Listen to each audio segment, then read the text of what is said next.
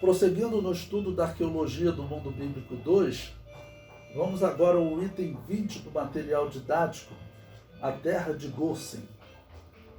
A Bíblia afirma que os israelitas habitaram na terra de Gósen. E a arqueologia afirma que os Ixos habitavam na mesma terra.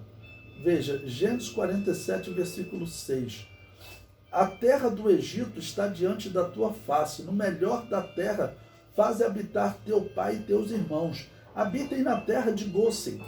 E se sabes que entre eles há homens valentes, os porás por maiorais do gado sobre o que eu tenho. O comentário diz: nessa região da terra de Gósen foram escavadas duas cidades. A primeira é identificada como a cidade de Ramsés, a que estava, vamos dizer, por cima, né? Ele começa a escavar, claro, de cima, achando cidades antigas, vai escavando, e eles medem o seguinte: escavou 1 metro, por exemplo, eles calculam essa cidade que estava 1 metro abaixo, ela tem um período de tempo, também o tipo de cerâmica, e às vezes usando o carbono 14, né? Então, foram escavadas duas cidades. A primeira identificada como a cidade de Ramsés, e a segunda, mais antiga e escavada abaixo da cidade de Ramsés, foi a cidade de Avares.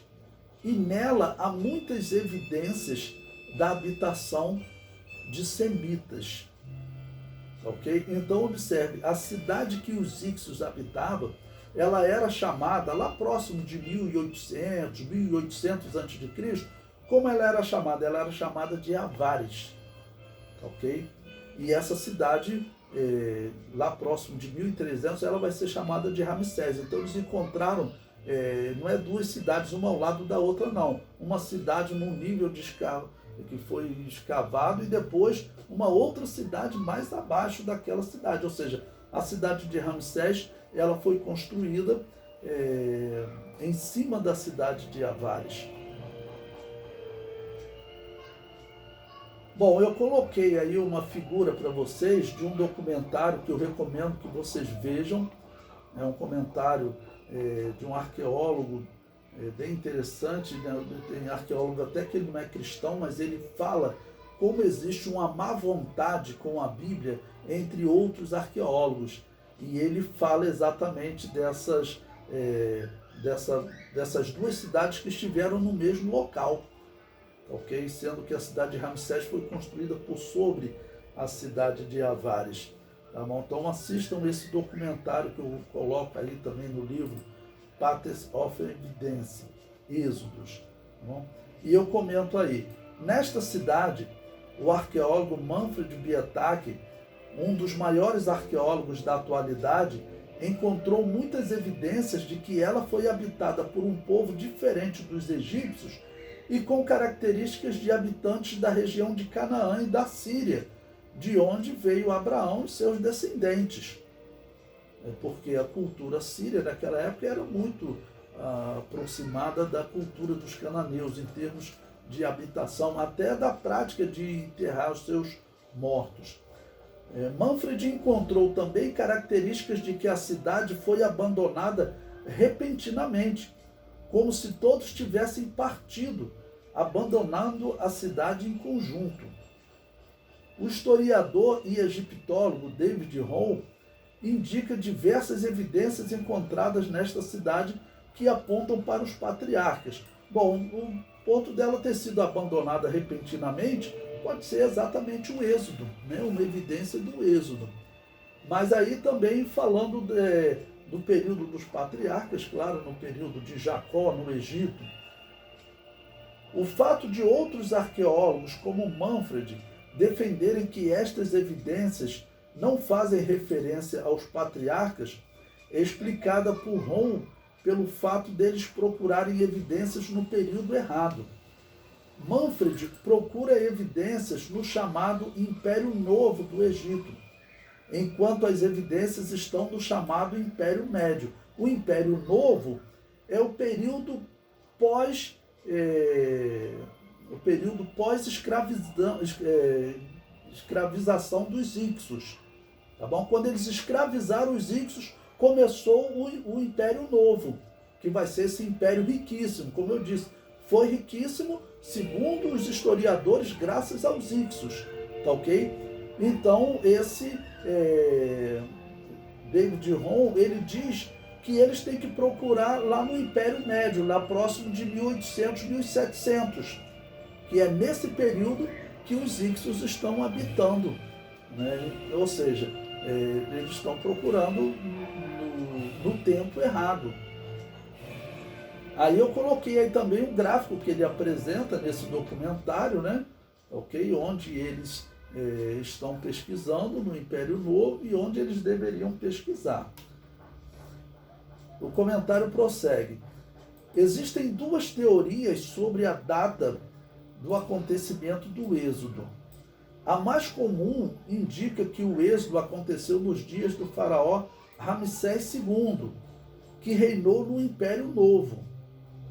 O problema é que os arqueólogos não encontram nenhuma evidência de um povo com cultura similar aos israelitas vivendo no Egito nos dias de Ramsés, porque Ramsés ele vive lá próximo do ano 1300, ou seja, cerca de 200 anos depois do Êxodo.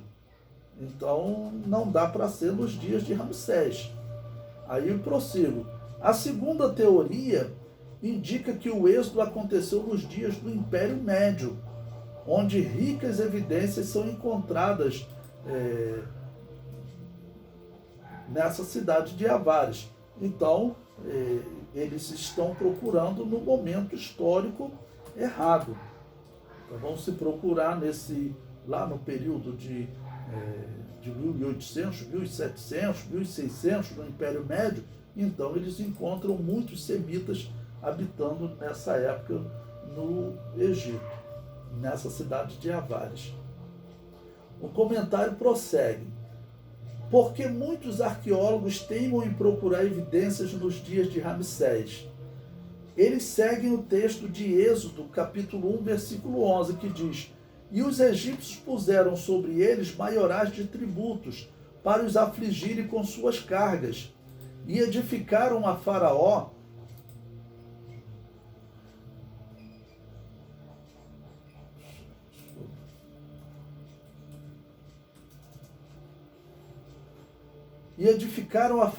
cidades de tesouro, Pitom e Ramsés. E como em Êxodo 12, 37 diz: Assim partiram os filhos de Israel de Ramsés para Sucote, coisa de 600 mil de pé, somente de varões, sem contar os meninos. Então, explicando para vocês, o nome Ramsés aqui é um anacronismo textual, como aconteceu nos dias de José. Essa cidade foi chamada cidade de Ramsés lá em 1800, quando ainda não existia Ramsés, tá ok? Ou seja, então esse nome foi colocado posteriormente por um escriba, a gente diz provavelmente Samuel. E o mesmo acontece aqui no Êxodo. Eles saem de uma cidade que lá próximo de 1446, no Êxodo, essa cidade se chamava Avares. E mais tarde ela foi se chamar Ramsés, tá bom? Já depois do Êxodo, mas num anacronismo textual foi citado o nome dessa cidade. A prova ou a grande evidência está no fato de citar a mesma cidade nos dias de José. Ninguém vai defender que José estava nos dias de Ramsés, ok? O comentário prossegue. Segundo este texto, os israelitas construíram a cidade de Ramsés e partiram dessa cidade. Logo, o êxodo deveria ter acontecido nessa época. Mas o fato da Bíblia citar a cidade de Ramsés não significa necessariamente que o êxodo aconteceu em seus dias. Certamente o texto fala da cidade de Ramsés usando o que chamamos de anacronismo textual, que é a prática de contar uma história antiga usando nomes de cidades e lugares que os leitores conheciam nos dias que o texto está sendo escrito. Sendo assim, podemos concluir que foi usado o termo Ramsés, que era a cidade que existia naquele local nos dias que o autor bíblico estava escrevendo, ou no dia que o copista, algum copista vai estar escrevendo mais à frente, né? No caso, por isso eu digo que seja Samuel, porque nos dias de Samuel essa cidade se chamava Ramsés, mas nos dias de Moisés, nos dias do Êxodo, a cidade se chamava Avares. A história comprova isso. Pois bem, o comentário prossegue. Observe que o próprio nome Ramsés aparece na história bíblica séculos antes do Êxodo, ou seja, nos dias de José. E José fez habitar a seu pai e seus irmãos e deu-lhes possessão na terra do Egito, no melhor da terra, na terra de Ramsés, como o faraó ordenara. Mas essa terra de Ramsés, na verdade, era, vamos dizer, a terra de Gósen, onde estava a cidade de Avares. Como a arqueologia encontrou a cidade de Ramsés construída sobre a cidade de Avares, temos nesse texto um anacronismo textual, onde o autor bíblico usou o nome da cidade nos seus dias. Eu cito esse documentário porque ele é um documentário confiável. Ou seja, é um trabalho sério. A gente vê que são arqueólogos sérios. Outros arqueólogos, infelizmente, a gente tem que dizer assim, eles são tendenciosos. Isso é até citado no documentário. Eles têm, como diz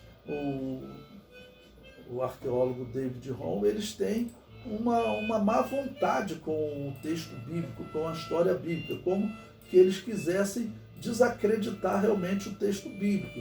É tudo por conta daquela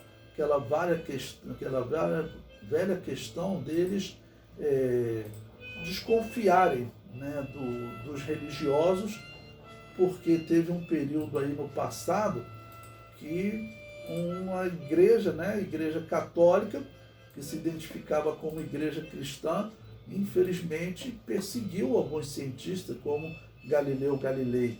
E aí, por conta disso, eles desenvolveram uma aversão à igreja. Tá bom?